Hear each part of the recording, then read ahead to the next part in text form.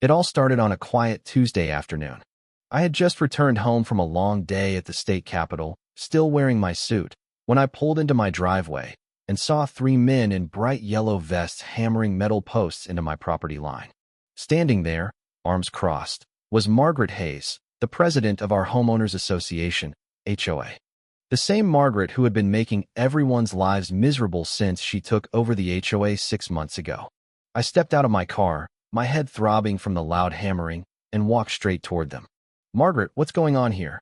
I asked, trying to keep my voice steady even though my blood was boiling. She turned around slowly, giving me that fake smile she always wore when she was up to no good. "Oh, Senator Carter, how nice of you to finally come home. We're just installing some necessary security measures. Your campaign signs have been causing quite a stir in our peaceful community." I looked at the row of metal posts stretching across my driveway entrance. They were thick and industrial-looking, nothing like the decorative fencing in our neighborhood guidelines. I checked the bylaws, Margaret. My signs are completely within regulation size and placement. She pulled out a stack of papers from her designer purse, waving them in front of my face like a fan. "The board had an emergency meeting last night. We've updated the guidelines. No political advertising allowed. It lowers property values." Something didn't add up. I'd been at town halls all week, but none of my neighbors had mentioned any emergency HOA meeting. I pulled out my phone and started taking pictures of the workers and their truck. That's when I noticed they weren't wearing any company logos, and their truck was unmarked.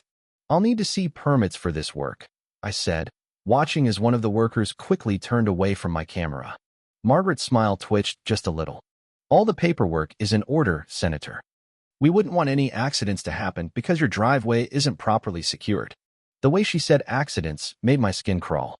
Just then, my neighbor, David Martinez, came running out of his house. "Emily, come look at this," he shouted to his wife. They were doing it to Mark's house too. I watched as David and Emily walked over, both still in their work-from-home clothes. David was a civil engineer, and Emily worked as a local news reporter. Margaret's face turned slightly pale when she saw Emily pull out her reporter's notebook. "The board has every right to protect this community," Margaret snapped, clutching her papers tighter. "If certain people insist on turning our neighborhood into a political circus, well," I held up my hand to stop her. "Margaret, I'm going to say this once. Remove these posts from my property immediately. If they're still here tomorrow morning, my lawyers will be in touch. And I'm sure Emily would love to do a story about an HOA president who thinks she can build barriers on private property without consent." Margaret's fake smile finally dropped. She grabbed her designer purse and started walking away but turned back for one last shot. "Just remember, Senator Carter, you may work at the Capitol, but I run things here, and I have ways of dealing with difficult residents." As I watched her leave, I noticed something strange about the metal posts. There were small holes drilled into their sides, almost like they were meant to hold something. David walked over and touched one of the posts, then quickly pulled his hand back. "Mark," he said quietly, "these are electrical conduit mounting posts. They're not just putting up a fence." I looked at my security cameras, thankful I'd installed them last month after Margaret started her random property inspections. What was she really planning? And why was she so desperate to keep me from running my campaign from my own home? My phone buzzed with a text from Emily. "You won't believe what I just found in the city records about Margaret and these emergency HOA meetings. Can we talk inside?" Looking back at those metal posts gleaming in the afternoon sun, I realized this wasn't just about campaign signs anymore. Margaret Hayes had no idea who she was messing with, but she was about to find out that taking on a state senator with a background in property law might be the biggest mistake of her career. That night, I couldn't sleep. Something about those metal posts Margaret had installed just didn't feel right. At 2 a.m., I grabbed my coffee and decided to check my security cameras. Thank goodness I'd installed them last month after Margaret's weird complaints about my garden gnomes. That's when I saw it. A guy in dark clothes sneaking around my driveway with what looked like electrical wires. My heart started racing. I zoomed in on my iPad, making sure to save every second of footage. The worker kept looking over his shoulder like he was afraid of getting caught. He was threading thick black wires through those metal posts Margaret claimed were just for decoration. I'd seen enough electrical work during my time overseeing state infrastructure projects to know these weren't just any wires. They were planning to electrify the fence. I called my friend Mike at the city planning office, waking him up. "Mike, I need you to check something for me right now." He grumbled, but started looking through his files. 10 minutes later, he called back. "Senator, there's no permit for any fence on your property." Nothing. Not even an application. I spent the next hour digging through the HOA bylaws on my computer.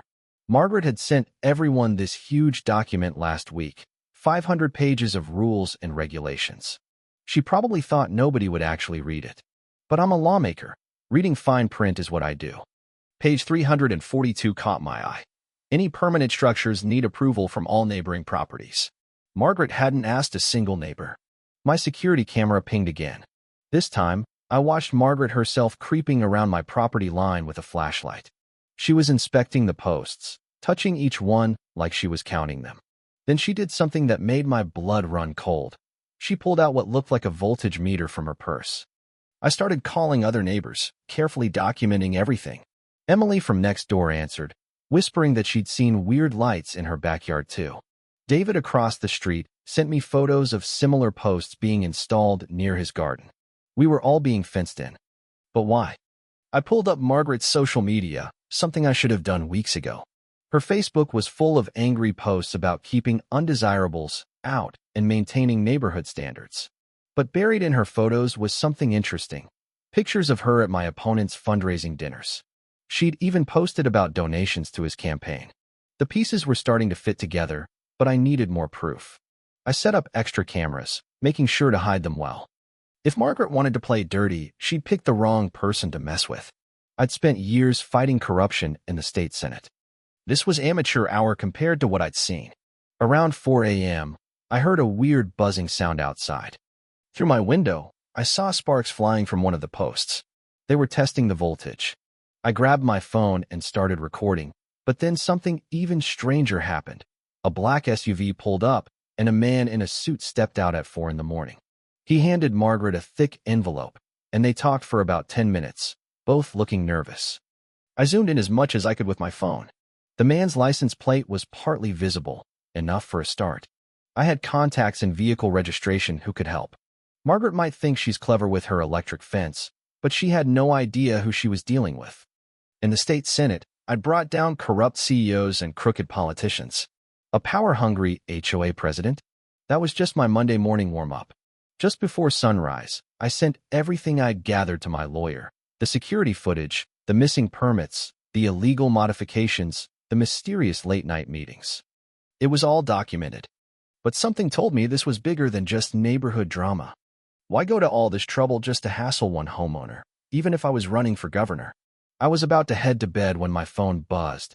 A text from an unknown number. "Back off, Senator. Some fences are better left untouched." They thought they could scare me with cheap threats. I smiled, thinking of the bombshell evidence sitting in my camera system. But first, I needed to figure out who was really pulling Margaret's strings.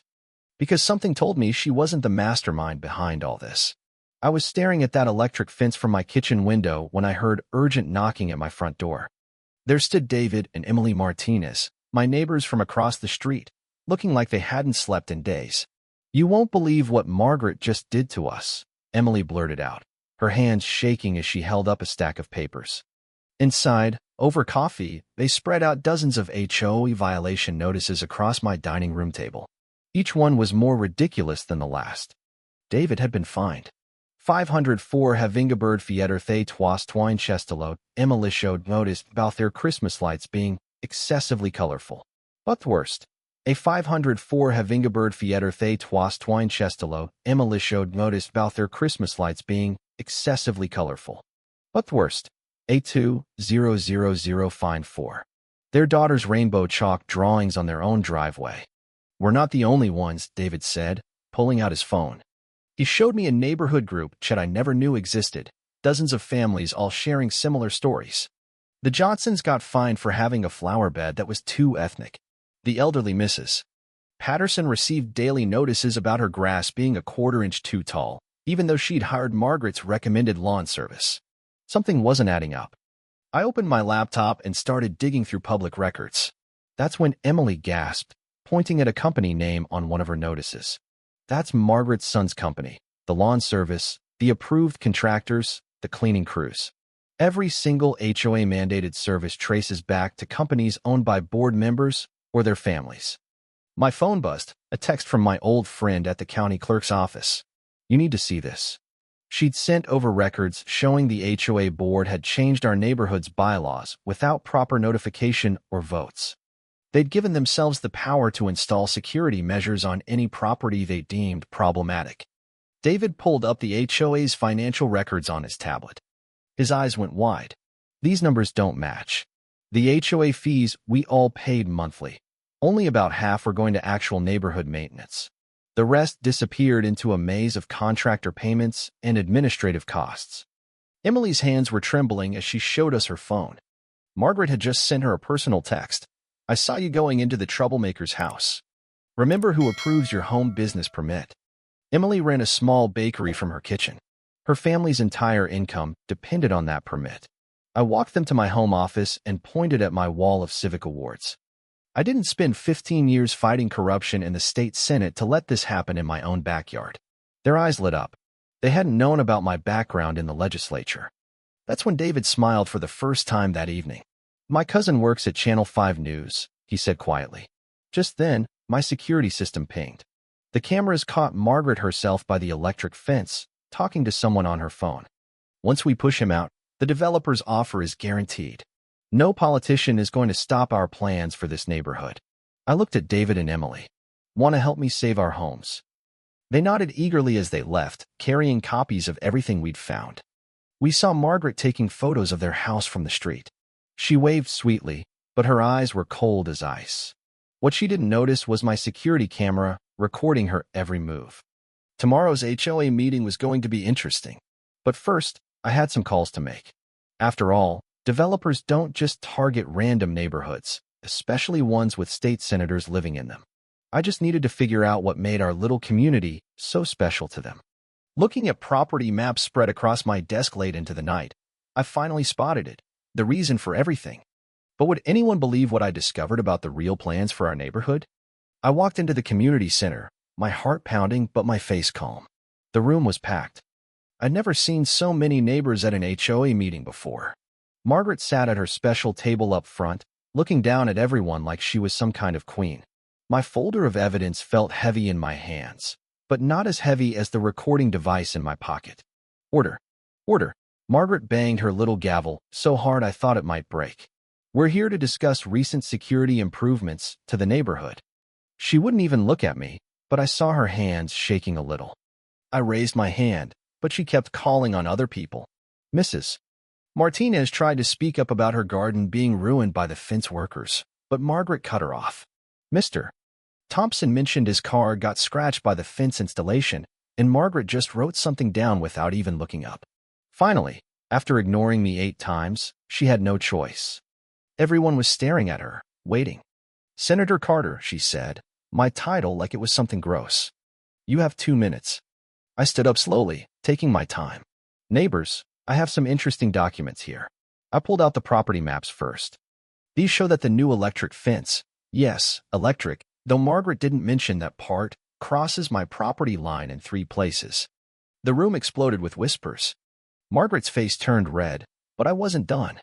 "I also have proof that no permits were filed with the city." I held up the papers from City Hall.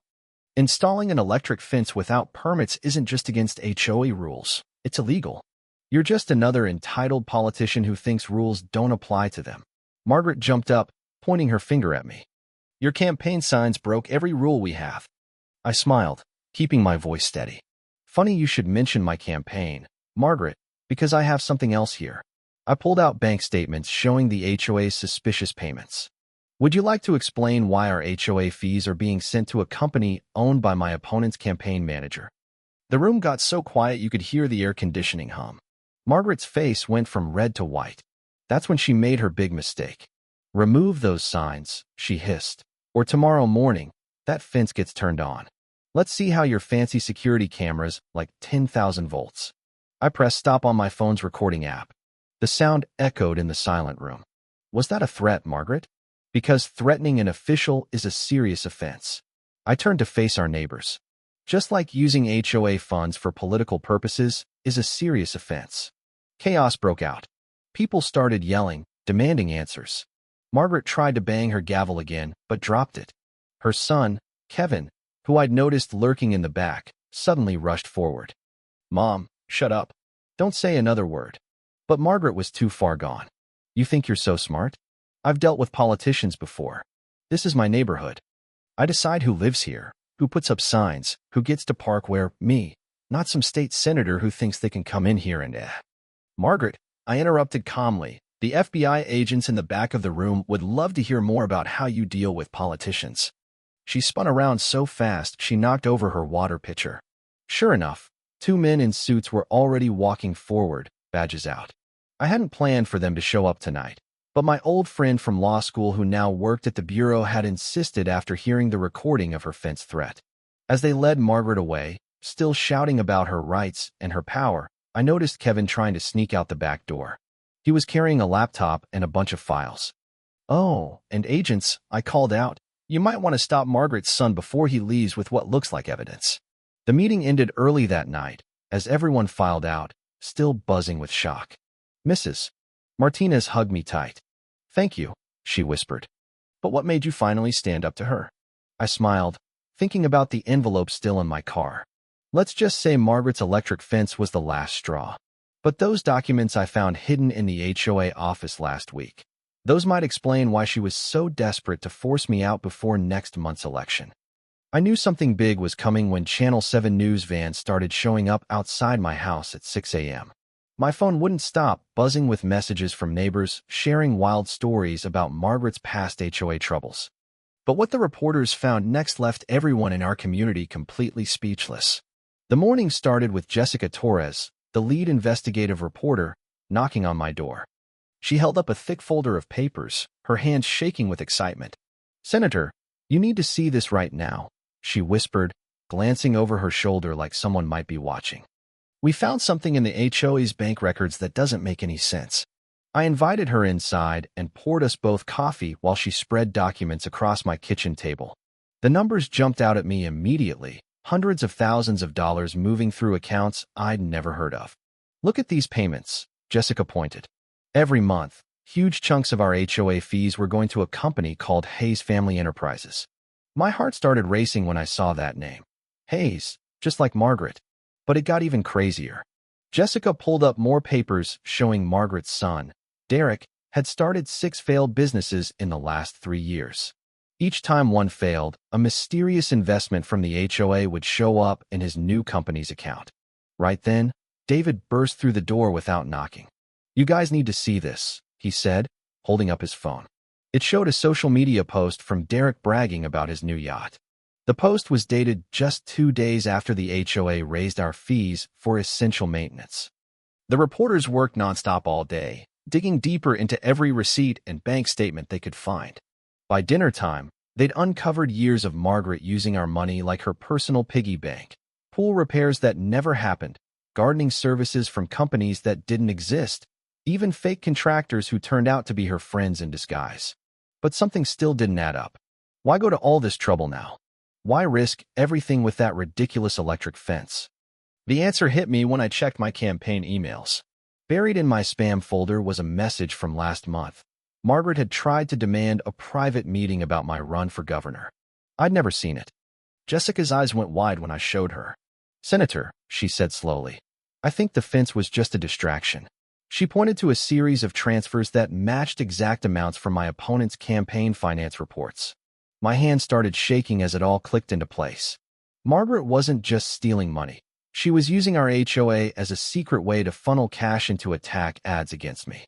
The electric fence wasn't about property values or campaign signs. It was about shutting me up before I could figure out what she was really doing with our money. Just then, my security cameras pinged with an alert. Outside, Margaret was marching up my driveway with 2 men I'd never seen before. They carried briefcases and looked like lawyers. Margaret's face was red with anger, but there was something else in her eyes I'd seen before, fear. I looked at Jessica, still surrounded by evidence of Margaret's crimes. "How much should we show her?" I asked quietly. Jessica smiled and reached for her camera. "Let's find out what story she tries to tell us first." The doorbell rang. Through the window, I could see more news vans pulling up. Margaret shifted nervously on my porch, watching them arrive. She had no idea that her simple plan to harass a neighbor was about to expose something much bigger than just a corrupt HOA. Now, I just had to decide, should I open the door? My hands shook as I stared at the folder my trusted aide, Jenny, had just dropped on my desk. "You need to see this right now," she whispered, her face pale. Inside were hundreds of emails between Margaret and my opponent's campaign manager, dating back 3 years. I couldn't believe my eyes. The electric fence was just the tip of the iceberg. I called David and Emily Martinez over immediately. As we spread the papers across my kitchen table, Emily gasped. The photos showed Margaret meeting with my political rival, James Anderson, in a secret parking lot late at night. The same James Anderson who'd been attacking me on TV about not caring about local communities. But it got worse. Every single receipt from the HOA's maintenance work led back to fake companies. These weren't just random businesses. They were empty offices paid for with HOA money. Our monthly dues weren't fixing our roads or maintaining our parks. Instead, Margaret had been secretly funding attack ads against me, using our own money to try to stop my campaign for governor. "Look at this," David pointed at a bank statement. The numbers made my stomach turn. Over $500,000 from our HOA accounts had vanished into these fake companies. Margaret wasn't just trying to bully me with an electric fence. She was running a full-scale operation to destroy my reputation and steal from our neighbors. I remembered how she'd laugh at community meetings when people complained about their rising HOA fees. "Maintenance costs are just going up," she'd say with that smirk. Now I knew where that money was really going, straight into political dirty tricks and her own pocket. My phone buzzed. Jenny had found more, Margaret's Facebook messages with her friends, bragging about how she was taking care of the politician problem. She even joked about how the electric fence was just the beginning, planning to make my life so miserable I'd have to move away and drop out of the race. Emily pulled up the HOA's website on her laptop, showing me something strange in the code. Hidden in the website's back end was a secret link to a political action committee, the same one running those nasty TV ads about me. Margaret hadn't just crossed a line, she'd erased it completely. "We've got her," David said. But I wasn't so sure. Margaret was clever. She'd managed to hide this scheme for years. We needed to be careful about how we used this information. One wrong move, and she might destroy the evidence, or worse. Just then, my security camera app pinged. Margaret was outside my house again, talking to someone in a black SUV. I zoomed in on my phone screen and nearly dropped it. The man in the car was James Anderson's campaign manager. They were planning something right in front of my house. Jenny rushed in with more news. She'd found blueprints for not just my electric fence, but similar security measures planned for other political opponents' homes across the state. This wasn't just about me anymore. It was a pattern of harassment and corruption targeting anyone who stood up to their political machine. As we sat there, surrounded by evidence of Margaret's crimes, a rock crashed through my window. Attached was a note. "Drop out now, or the fence won't be the only electric surprise in your future." Margaret stood in my driveway, waving with that same smug smile. But this time I smiled back. She had no idea that every word, every scheme, every threat was now documented. I picked up my phone to call the FBI, but stopped. There was something else in these files, something even bigger than Margaret's petty revenge. Hidden in the HOA's fake maintenance contracts was a name I recognized, a name that went all the way to the top of state politics. Maybe the electric fence wasn't just about forcing me out of the neighborhood after all.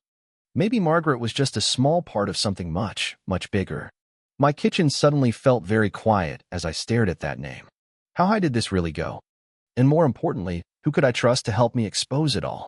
I was having my morning coffee when dozens of FBI vehicles swarmed our neighborhood. Agents in dark jackets rushed toward the HOA office while my neighbors watched from their windows. The sight of Margaret being led out in handcuffs made me nearly drop my mug. But what happened next left everyone speechless. 2 agents showed up at my door. "Senator, we need to talk. What you uncovered here goes way beyond a petty fence dispute." They spread photos across my kitchen table, showing Margaret meeting with some of the most powerful people in state government. My hands shook as I recognized faces from fundraising events I'd attended. The truth hit like a thunderbolt. That electric fence wasn't just about harassing me. It was Margaret's desperate attempt to protect her real business. The HOA office had secret rooms filled with shredded documents.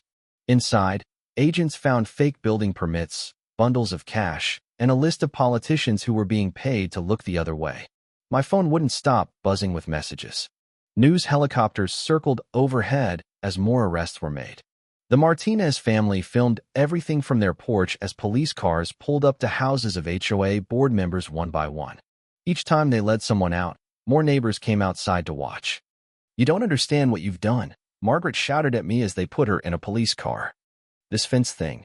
You should have just played along." That's when one of the FBI agents showed me something that made my blood run cold: blueprints for similar security measures planned for other neighborhoods across the state. The evidence room at the FBI office looked like a conspiracy theory come to life.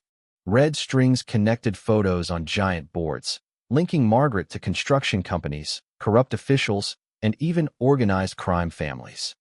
Our quiet suburban HOA had been the perfect cover for a money laundering operation worth millions. I sat there stunned as they explained how it worked. Every annoying HOA rule, every ridiculous fine, every overpriced maintenance contract, it was all part of their scheme. They chose our neighborhood because who would suspect a bunch of suburban busybodies of running a criminal empire? My security cameras had caught more than just fence installation. In those recordings, agents found proof of late-night meetings with known criminals. The electric fence wasn't meant to keep people out. It was meant to scare people away from looking too closely at what was happening inside our HOA. David and Emily Martinez brought over dinner that night as I sorted through years of HOA documents with the investigators. Found another one. Emily called out, holding up a check with a company name we'd seen in Margaret's secret files. Every piece of paper told part of the story of how our neighborhood had been used as a front for years. Just when we thought we'd seen everything, an agent burst into the room with a laptop. "Senator, you need to see this." On the screen was security footage from the HOA office, showing Margaret talking to my opponent's campaign manager about the fence. "Get rid of him," she said in the video. "Whatever it takes." The agent turned to me with a grim look. "This goes all the way to the top." I sit in my new office at the state capitol, looking at the framed photo of that electric fence, my reminder of how this all started. Margaret's face during the trial is something I'll never forget. When the judge read out all 23 criminal charges, her smug smile finally cracked. It wasn't just about the illegal fence anymore. The FBI found hundreds of documents in her home office showing how she'd been stealing from families in our neighborhood for years. Watching the evening news, I see David and Emily Martinez talking about the changes they've made as the new HOA leaders. "We're bringing back trust," Emily says, holding up their new handbook that makes sure everyone has a voice. "The reporters love how they've turned our neighborhood around, especially the community garden where that awful fence used to be." My phone buzzes, another text from Margaret's son. Ever since his mom went to prison, he's been trying to make things right. He finally admitted how she forced him to set up fake companies to hide all the money she stole. Yesterday, he helped the police find 3 more corrupt HOA boards in other towns doing the same thing. The really crazy part? Some of my neighbors who used to side with Margaret now stop by my office with cookies and apologies. "We should have listened sooner," they say. Mrs. Thompson, who once yelled at me about my campaign signs, now volunteers for my community outreach team. Last week, we passed a new law making it illegal for HOAs to install any kind of fence without everyone's permission first. The local news called it the Margaret Bill, which drives her lawyer crazy. But the best part was getting letters from people all over the state sharing their own HOA nightmare stories. We're helping them too, one neighborhood at a time. Margaret tried to write me an angry letter from prison, but the guards caught her hiding secret messages in it to her old HOA friends. Turns out, she was still trying to run things from behind bars. The judge wasn't too happy about that, added another year to her sentence. My security cameras caught something funny yesterday, the last of Margaret's old HOA crew moving out of the neighborhood. They couldn't handle living in a place where people actually talk to each other and solve problems fairly. The moving truck got stuck in the same spot where they tried to put that electric fence. Even the universe has a sense of humor. The Martinez family had this great idea. They turned the old HOA office into a community center. Kids do homework there after school, seniors have coffee meetings, and we even have a wall where people can post ideas to make the neighborhood better. The room where Margaret used to scream at homeowners about their grass being too long is now a tiny library. Remember those campaign signs Margaret hated so much? They're going into the State History Museum as part of an exhibit about standing up to corruption. The curator wants to put up that video of her threatening to electrocute my driveway, but I said no. Some things are better left in the past. My favorite part of this whole story? Every morning, I drive past the spot where that fence stood, and instead of feeling angry, I smile. Not because we won, but because our neighborhood finally feels like a real community. Margaret wanted to divide us with electric fences and fear, but she ended up bringing us all closer together. The doorbell rings. It's another group of homeowners from across the state, looking for help with their own HOA problems. As I invite them in, I can't help but think Margaret's electric fence was meant to keep me out, but instead, it opened doors I never knew existed. Maybe sometimes, the worst things that happen to us lead to the best changes we can make. Thank you for taking the time to listen to today's story on Store of Good Stories. If this story touched your heart or made you think, don't forget to hit like and share the video to spread this positive message to more people. And if this is your first time here, make sure to subscribe and turn on the notification bell so you won't miss any of the meaningful stories we share every week. Your support is the biggest motivation for Store of Good Stories to keep bringing heartfelt and valuable stories to you. See you in the next video.